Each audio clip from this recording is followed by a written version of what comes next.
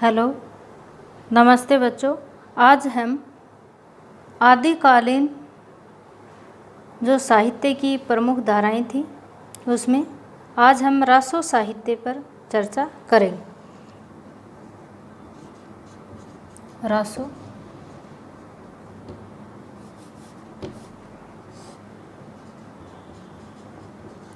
साहित्य।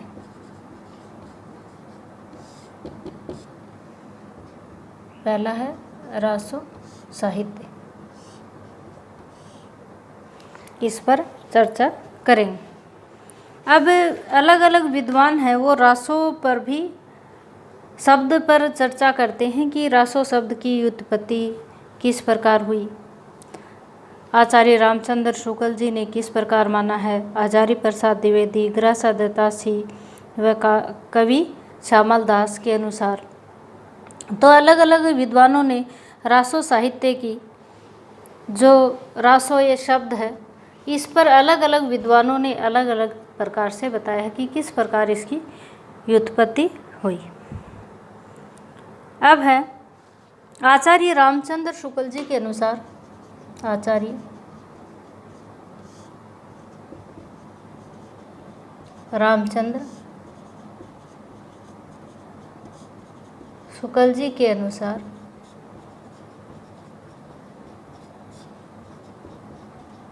रासो शब्द की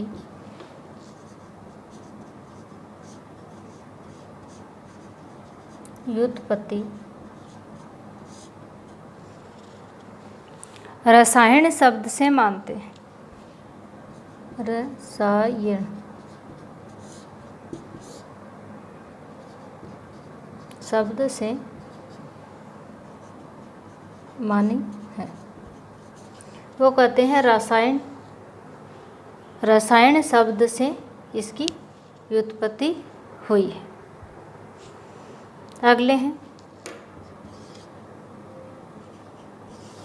आचार्य हजारी प्रसाद द्विवेदी। इनके अनुसार इस शब्द की उत्पत्ति है वो कौन से शब्द से हुई है। वे रासक शब्द से रासक शब्द है, इससे रासो शब्द की व्युत्पत्ति मानते हैं। अगले विद्वान हैं ग्रासा दत्तासी। ग्रासा दत्तासी जो हिंदी साहित्य का इतिहास है, प्रथम इतिहासकार है। इन्होंने ही जो इतिहास लिखा था। ये रासो शब्द की उत्पत्ति राजसूय या राजसूय से मानते हैं। शब्द राजसूय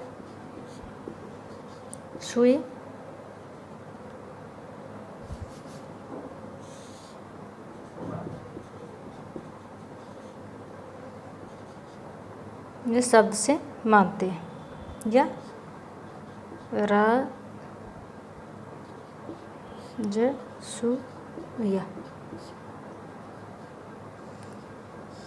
कि इसकी उत्पत्ति है और राजसूय से शब्द से हुई है। फिर हैं चौथे हैं कवि राज श्यामल दास व काशी प्रसाद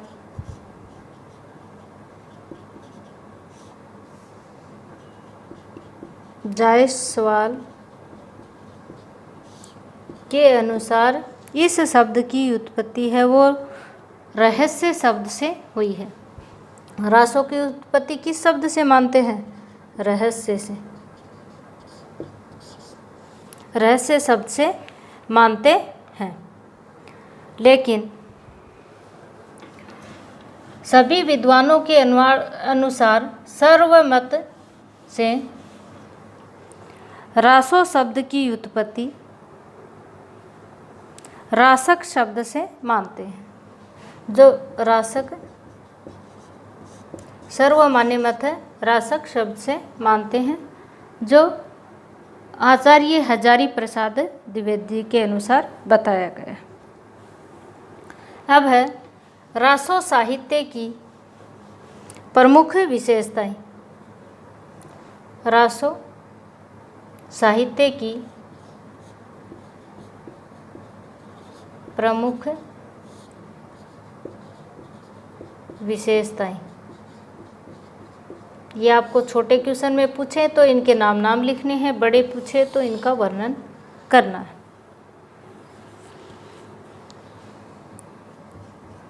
ये साहित्य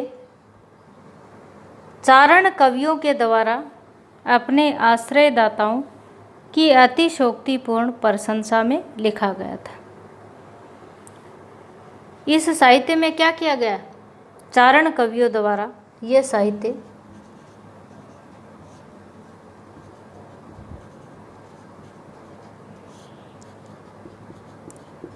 चारण कवियों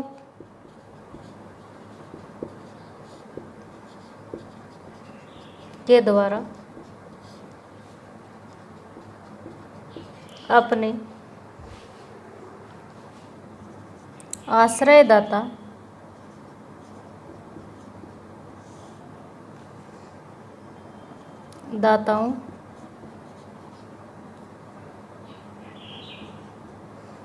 की अतिशयोक्तिपूर्ण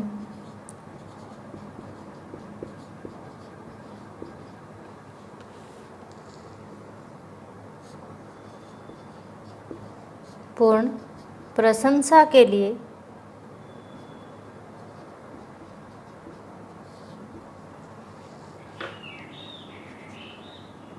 ने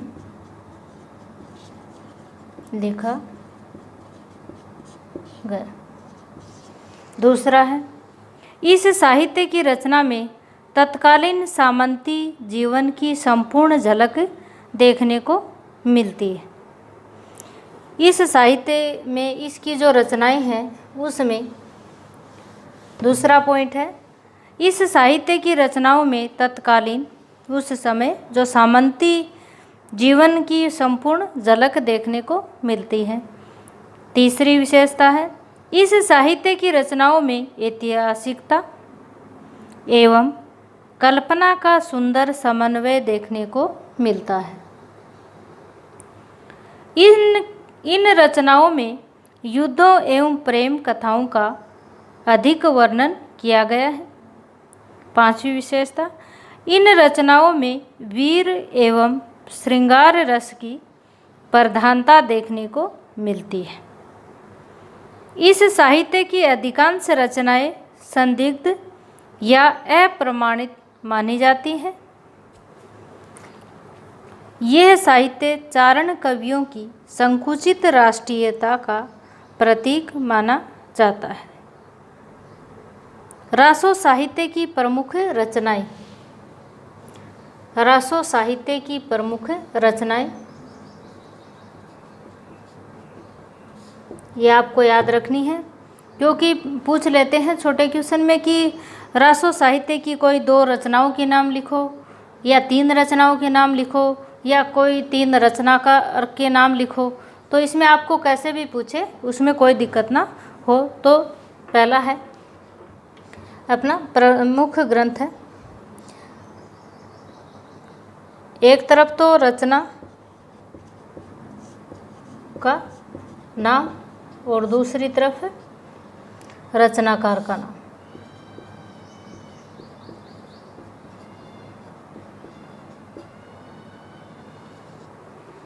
पहली है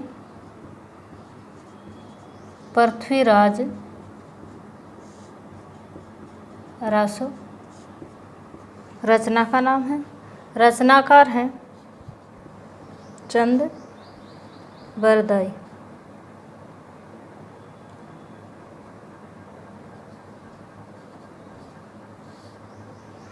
दूसरी है बीसल देव,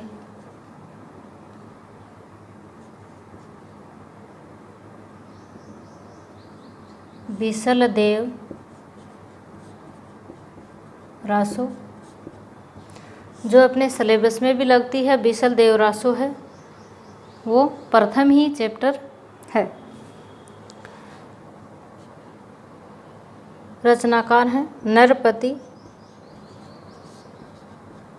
नाल्य है।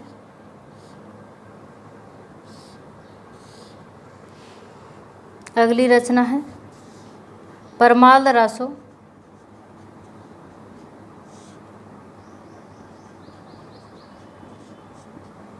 रचनाकार हैं, इसका दूसरा नाम आल्य खंड है, आल्य खंड के नाम से भी पुकारा जाता है, जो कई बार एग्जाम में पूछ लिया जाता है। जगनीक, जगनीक। फिर है खुमान रासो,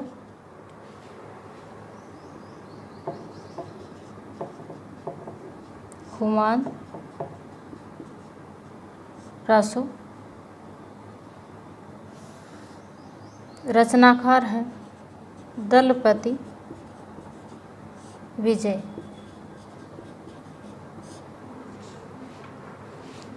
अगली है रचना हमीर रासो,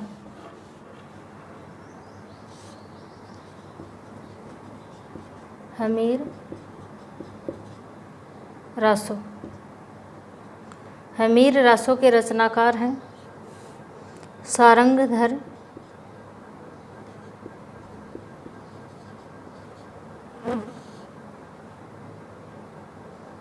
सारंगधर।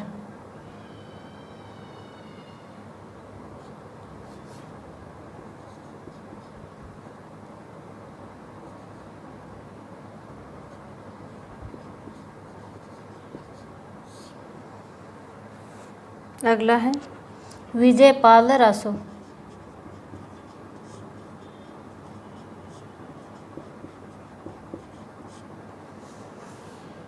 जिनके रचनाकार हैं नल सिंह भाट। अगले हैं बुद्धि रासो,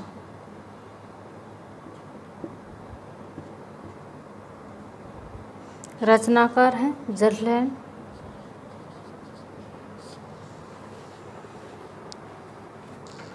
अब है आज हमने रासो साहित्य की प्रमुख रचनाओं के बारे में अध्ययन किया। अगली जो अपना कक्षा होगी उसमें एक तो रासों को किन 3 वर्गों में विभाजित किया कि भाई कौन से ने प्रमाणिक माना है, कौन से ने अर्ध प्रमाणिक माना है और कौन से ने। तो इस प्रकार हमें जो अपने अगली कक्षा होगी उसमें अध्ययन करेंगे।